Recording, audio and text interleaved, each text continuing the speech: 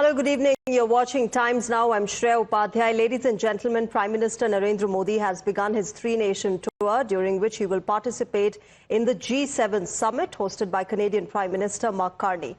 Ahead of his departure, Prime Minister Modi said that this tour is an opportunity to thank partner countries for their steadfast support to India in the fight against cross-border terrorism. This is, remember, PM Modi's first foreign visit since India successfully launched Operation Sindoor against terror camps in Pakistan. His first stop will be in Cyprus, a country which he described as a close friend and an important partner. He has, in fact, reached Cyprus. From Cyprus, the Prime Minister will travel to Khalistani in Canada to attend the G7 summit. The PM will conclude his visit with a trip to Croatia on the 18th of June, becoming the first ever Indian leader to set foot in the country. Now, while this year's G7 summit focuses on energy security and the two wars, all eyes here in India are on what happens in Canada between Prime Ministers Modi and Carney.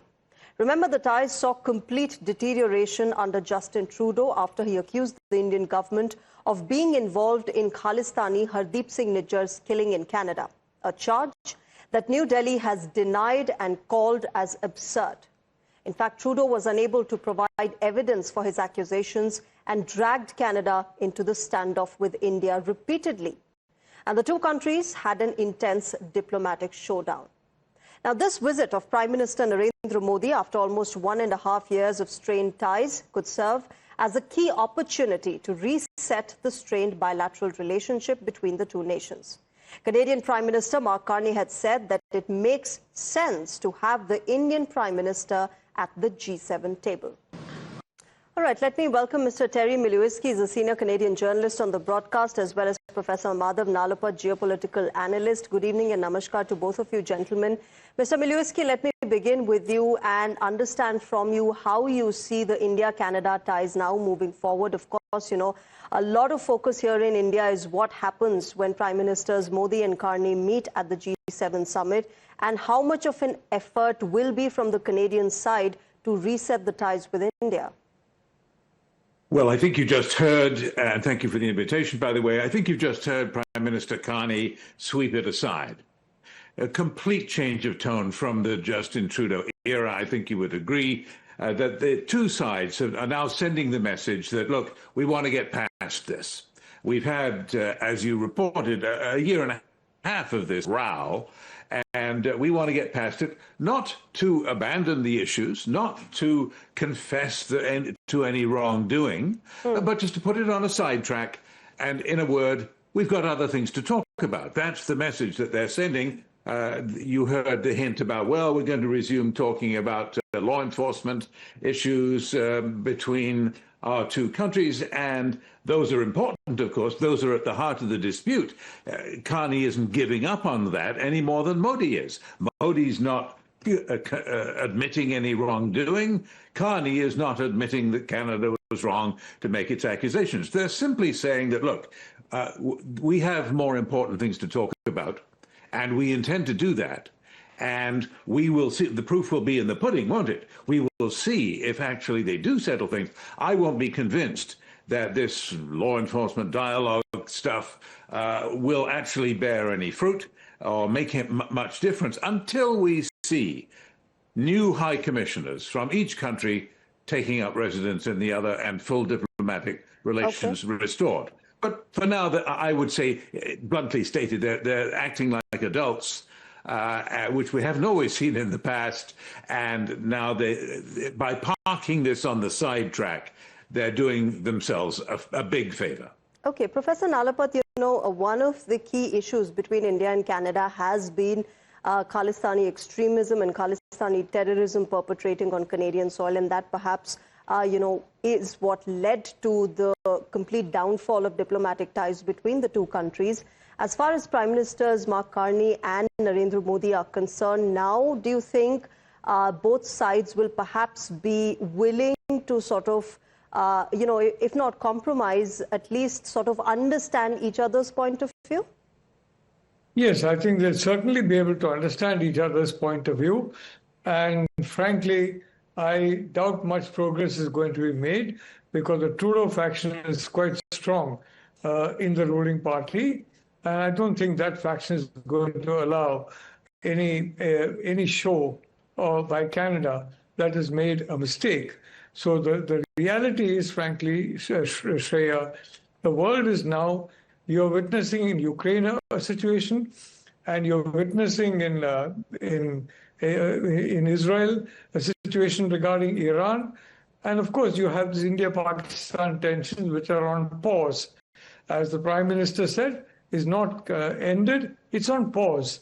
Now, as far as Ukraine is concerned, Prime Minister Modi has been very clear from, if I recall, April 2022 onwards, that peace should be there, that there should be no more war. And remember, he said to Vladimir Putin, he didn't say that to the President Biden.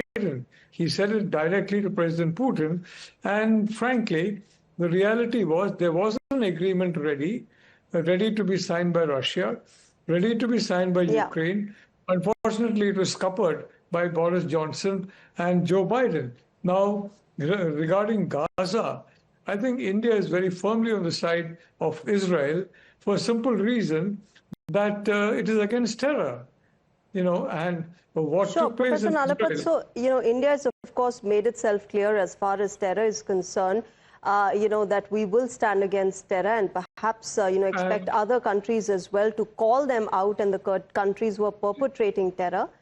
But let me also understand, Professor Nalapat, I'll come back to you. Let me also understand, Mr. Miliuski, how you see this, the fact that we've had this entire Khalistani issue between the two countries. Under Justin Trudeau, you had a Jagmeet Singh of the NDP saying what he had to, and he got support from the Justin Trudeau administration. Come fresh elections in Canada, and NDP has been decimated. Jagmeet Singh has stepped down. How much of an impact does the NDP still have in Canadian politics, and how much of it is being used by Prime Minister Mark Carney? Well, I certainly think that the influence of the Khalistani wing, if you can put it that way, has been cut back drastically by Jagmeet Singh's defeat. After all, he was propping up the Liberal government in the first place, and he can't do that anymore. His party was decimated. There's a message in that. However, I want to add an important detail, and it's more than a detail, isn't it? And that is that the RCMP in Canada, the Royal Canadian Mounted Police, is an independent force, and it doesn't say how high when the Prime Minister says jump.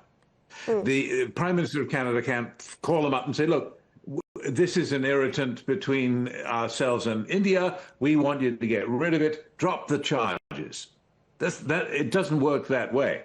And that police force, the RCMP, has, with the federal police in Canada, a long list of charges alleging coercion, extortion, up to and including murder, conducted, they say, by not just Indian gangsters in Canada, but Indian diplomats who are colluding in this. So that remains. So I've already said that both prime ministers want to park this dispute on a sidetrack and talk about something else for a while, and people will welcome that.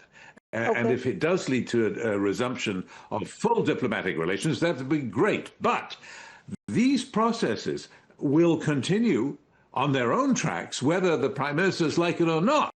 And in addition, the Trump administration still has outstanding charges against the alleged mastermind of the plot to kill Gurpatwant Singh Pannoon or seeks for justice. So the United States is involved as well. So it's not all going to go away, is what I'm saying, just because the Khalistanis in Canada had a bad election. I think it's going to be with us for a while, and whether the RCMP can make those charges is another question. But on your point, you're right. Jagmeet Singh's departure makes a difference, definitely. But these charges will continue. Okay, Professor Nalapat, Mr. Miliuski mentioned Donald Trump, and we all remember 2018 when Donald Trump walked out and said, this is not G7, this is G6+1. Obviously, now there will be sort of, looking ahead and expecting Donald Trump to stay with G7 and perhaps, ponder more on the trade deals. How do you see, Canada catering to Donald Trump, considering that they've had a bitter trade war in the past few months? Look, the reality of the situation is that Canada and the United States are inextricably linked. Frankly, so are India and Canada.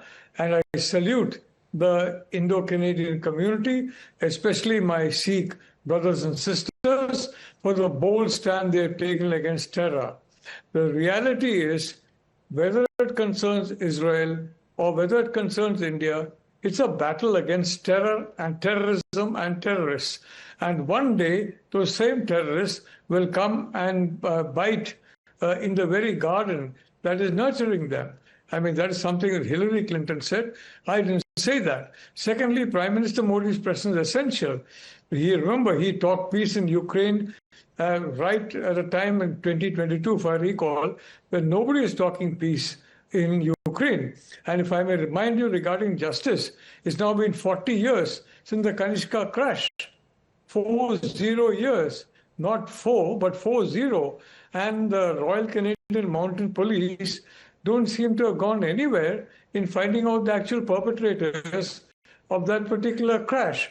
Why that is the situation, I don't know. Several Canadian citizens died. Some Indian citizens also died. But for 40 years now, we have not got closure on that particular case. So I'm not really very hopeful about the Niger case getting solved in a hurry by the RCMP or anyone else. But I want to say something on Israel and Iran also. The reality of the situation is Israel is fighting the clerical regime. It's not fighting Iran. I mean, my column in Sunday Guardian makes that very clear. It's fighting the clerical regime. And I've been to Iran, my wife, it's a wonderful country with very good people and ancient civilization. Let me tell you very clearly, the huge majority of the Iranians want this regime to grow out of power. They want this regime to have made some mistake that will force the world to react. Sure. So and there is growing resistance, Professor Nalapat, in Iranians against the regime. But Mr. Miliuski, obviously, perhaps before the Israel-Iran conflict happened, trade deals would have dominated the G7 summit. Now, of course, one of the dominant issues would be the Israel-Iran conflict as well. And with the Donald Trump saying U.S. has nothing to do with it, yet supporting Israel, how do you see this really being discussed at the G7 summit? Well, for one thing, I don't think that people are going to believe that the U.S. has nothing to do with it. I think that there are already a lot of holes being punched in that story, are there not? Because people can see quite easily that the United States was, for example, in touch with its allies before Israel took any action to advise them that this was going to, what was going on. So, I mean, they were in the loop. And they can't really maintain this pose of being on the sidelines, looking the other way, having nothing to do with it. I don't think that's going to last very long in a hot war, and it's still very hot. So I think the issue at the summit is going to be, can Trump exercise the traditional high level of American influence, or is he going to just basically sound off in his usual manner, say things that make him look foolish, cause people to go talk to somebody else? Believe me, that is the attitude. Certainly among the Canadian delegation, they've, each delegation has figured out a way to deal with Trump. Most of them are handling him pretty well. I would include Macron in France and Prime Minister Starmer in the UK. Both sort of figured out how to deal with a little flattery and push back but politely when necessary. So I don't think Trump is going to carry the day with his agenda. I'm not even clear that he is clear about what his agenda is, either in Ukraine or in the Middle East. Professor Nalapat, before I conclude, last question to you. As far as Prime Minister Modi is concerned, of course, he's going to be taking the message of the Global South to the G7 summit. And at the moment, the message from Global South is that terror should not perpetrate here. We should not be victims of terror, or there shouldn't be countries in this part of the world supporting terrorism. So far as G7 is concerned, do you think they're going to be directly calling Pakistan out? Look, I'm not going to expect that. But don't forget, Shreya, a very important member of the G7, the only Asian member of the G7, which frankly is mostly relevant in the context of G20. It's relevant only because a large number of non-G7 countries have been invited. Tokyo has already started buying Russian crude. If Germany does not follow, if Merz does not follow very soon, the German economy is going to tank to a stage where, frankly, I'm not sure it can recover. Okay. The reality of Ukraine, if the ceasefire had taken place way back in 2022, Ukraine would not have lost nearly 45% more land, and Russians and Ukrainians would not have lost so many lives. So my point is, the Global South, please, has to be taken seriously. As far as Donald Trump is concerned, one thing is very clear. He's absolutely solid in support for Israel. So far as India is concerned, I know several people who are close to the Trump team. Okay. And I can tell you, they are very clear. The threat is China. The threat is the Indo-Pacific. It's no longer the Atlantic and Europe, the way the Europeans still fondly imagine. It's India that is very important in this defense of the Indo-Pacific. And I can tell you that those people, whether it's the Vice President, whether it's Vance, whether it's the Defense Secretary Hegseth, right, whether it is Tulsi Gabbard, they're all very, very clear that the problem is from China and no longer Russia. And I'm quite certain our very close friends in Europe, and hopefully our still close friend, people to people, Canada, even more so, that my brave Sikh brothers and sisters have voted down this terrorist sympathizer in their ranks. All right, so we'll have to wait and watch, of course, how this unfolds and what finally is concluded out of this summit. But I'll have to leave it there. Thanks very much to both of you, Professor Nalapat as well as Terry Miliuski, for joining us this evening and sharing your perspectives.